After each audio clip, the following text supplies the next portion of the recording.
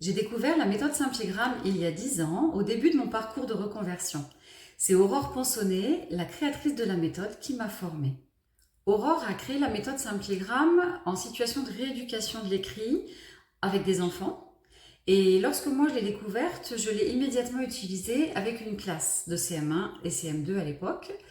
Et c'est un des points forts de la méthode, c'est qu'on peut l'utiliser aussi bien telle qu'elle a été créée, donc en individuel, mais aussi en classe, et puis avec des adultes comme avec des enfants, des Français de langue maternelle ou de langue étrangère. Saint-Pégramme a changé beaucoup de choses dans ma pratique, très rapidement et à plusieurs niveaux.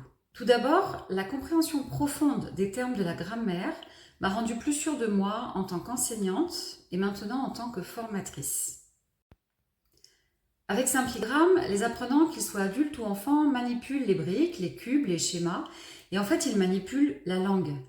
Et c'est cette manipulation, avec des essais, des erreurs, qui leur permet de s'approprier les termes de la grammaire, de comprendre le fonctionnement de la langue et de remédier à leurs difficultés, notamment en orthographe grammaticale.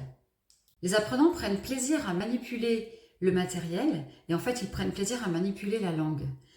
Et la différence entre nature et fonction, grâce aux briques et aux cubes, devient évidente, visuelle. On n'a pas besoin de l'expliquer en fait. C'est par la manipulation qu'ils vont la comprendre. L'ordre d'introduction des natures et des fonctions est logique.